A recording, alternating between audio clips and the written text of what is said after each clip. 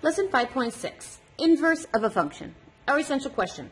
How do you find and verify the inverse of a nonlinear function? Standard 5.6, number 2, finding the inverse of a linear function. So I have some questions to ask you that I want you to start thinking about. So if we were back in Algebra 1, and I asked you for what the inverse operation for multiplying by 2 was. Inverse operations are what would make this equal 1. So if you had to multiply 2, what would you do to a multiply 2 to make it equal 1? You would end up dividing by 2. These are inverse operations of one another. So in Algebra 1, what is the inverse operation for when you are adding 3? Meaning, if I had an added 3, what would I do to make the added 3 turn to a 0? I would end up subtracting 3. So inverse means, what would I do to make them, quote, go away? So if you had to multiply 2 and you're making it, quote, go away, the inverse operation would be to divide by 2. They would 1 out. The inverse operation of adding 3 to make it go away would be subtract 3, because they would end up zeroing out. Those are inverse operations. So inverse operations undo each other. When we're talking about inverse functions, they're the same thing. They're going to undo each other. So let's go ahead and take a closer look at these.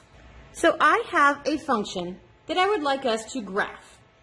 So if I plug negative 2 into this function, I would end up getting the y value of negative 1.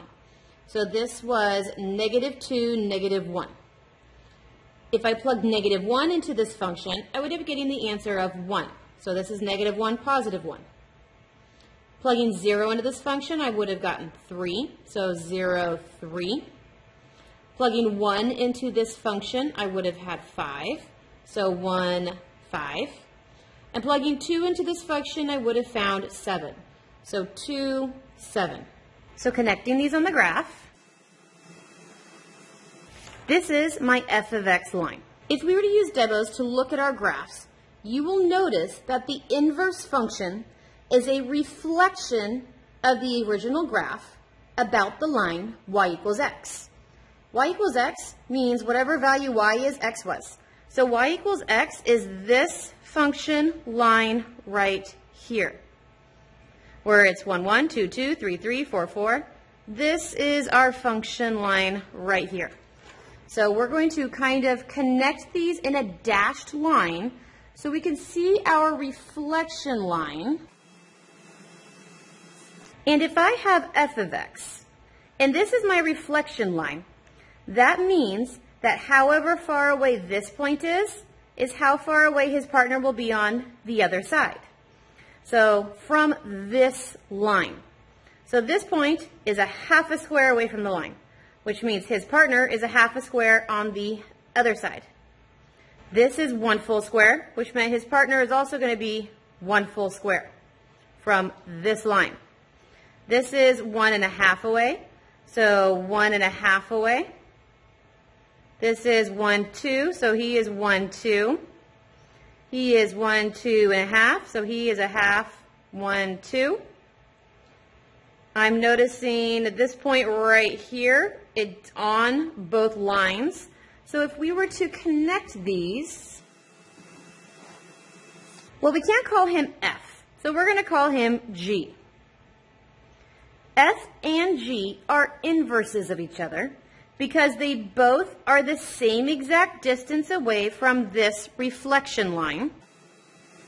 So now let's go ahead and look at the table of G of x. So this is our f of x. Let's go ahead and look at our table for g of x. So g of x, we had this point right here, which was negative 1, negative 2. So negative 1, negative 2. The other point we found was the coordinate point 1, negative 1. So 1, negative 1. This point right here was 1, 2, 3. He was 3, 0. The next point was 1, 2, 3, 4, 5, 1. And the last point we found was 1, 2, 3, 4, 5, 6, 7, 2. We know they are inverses of each other because they reflect across this line. That's graphically. Well, what do you notice about the tables? I notice my x values got put into the y part. So my x's are the same as the y's in the inverse, and my y's are the same as the x's in the inverse. My x and y's switched places. Well, if that's what happens in the table, I'm guessing that's what actually happens in the function. So this is the graph y equals 2x plus 3. If they are inverses, the x and y's switched places. So let's go ahead and switch places. So I am going to put the x where the y is supposed to be, and I'm going to put the y where the x is supposed to be. I switched where the x and y were. I don't know how to graph an x equals equation. So let's make it a y equals so I can graph it. So we're going to subtract 3 from each side. So I have x minus 3 equaling a 2y. Divide both sides by 2. I have x minus 3 divided by 2 equaling y. I don't know how to graph that either. So this was y equals x minus 3 divided by 2. That is the same thing as 1/2 x minus 3/2. We know how to graph this. This is in y equals mx plus b form. Is that what we got for our g of x function? Did I have a y-intercept at -3/2? I did right here. From there, I went up a full 1 over 2, up a full 1 over 2, up a full 1 over 2, which is the slope. So this is our g of x function, which matches our g of x line and our g of x table. So let's go ahead and look at our first practice problem. We're first being asked to find the inverse of this f of x function. So we are given the f of x. I need to change the f of x into a y equals, so it is easier to graph for me. So first step was to go from f of x to y. Well, I know if I'm supposed to find the inverse, I am supposed to switch the x with the y's and the y's with the x's. So instead of a y, I'm supposed to write an x. And instead of an x, I'm supposed to write a y. Well, now, to be able to graph it, I need to solve for my new y. So I'm going to add 1 to each side. So I have x plus 1 equaling a 3y. Divide both sides by 3. I have x plus 1 divided by 3 equaling y. So this is my inverse, but we call inverses g of x. So let's give them a g of x. This is x plus 1 divided by 3 is my g of x inverse. Find the inverse? I did.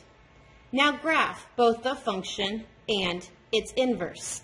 So the function was y-intercept of -1, and the slope was up 1, 2, 3 over 1. Up 1, 2, 3 over 1, up 1, 2, 3 over 1. Let's do a quick review of y equals mx plus b. Remember, the b is the y-intercept where you are going to start your graph, and the m is the slope that you use to go from one point to the next. So this is my f of x. I'm going to go ahead and connect it with my ruler. I know that it's supposed to be across this diagonal right here is my inverse reflection line. So giving myself my inverse reflection line. There are two ways, this was f of x. You can either graph g of x, or you can use the graph to hypothesize where it's going to be. Let's go ahead and graph g of x using the function, and then determine if we graphed it correctly. So g of x, I don't know how to graph that. That divided by 3 has to go to each part. So g of x is going to have this 1/3 x, and that is also going to be a 1/3. So I am supposed to start at 1/3, which is really smallish right up here. Can't even see it. And I'm supposed to go up 1 over 3. So let's start right here. I'm supposed to go up 1 over 1, 2, 3. Go up a full 1 over 1, 2, 3. Up a full 1 over 1, 2, 3. Let's go ahead and connect those. This is supposed to be my g of x. Are they inverses? So I went ahead and I graphed my g of x, and I see that they reflect across, and they cross right here on the y equals x reflection line. So these are inverses of one another. So let's go ahead and do our next problem. I'm asked first to find the inverse. This is the f of x rule I am first given. It's asking me to find the inverse of it, which means I need it to originally be a y equals problem so that I could then switch the x's and the y's and then solve for y to actually get my inverse. So I replaced f of x with y, so y finally exists. I now need to switch my x's with my y's, and now I'm going to solve for y. So divide both sides by 2. I get x divided by 2 equals y, which if it's my inverse, it needs to be written as g of x. So here is my g of x inverse. But now I'm supposed to graph both of them. And I'm supposed to graph them both across this diagonal. This is my diagonal reflection line. I'm supposed to graph them across there. And they're supposed to look like they flip places with each other. So first, let's graph f of x equals a2x in y equals mx plus b form. My b is a 0, so there's my 0. My slope told me to go up 2 over 1, up 2 over 1, up 2 over 1, up 2 over 1, up 2 over 1. So this is my f. But now I'm being asked to graph g. This is not in y equals mx plus b form, so I currently can't graph it. So what I need to do is I need to rewrite it as the numbers over the numbers. So this is 1 divided by 2. So there's 1 divided by 2, and that was for the x's.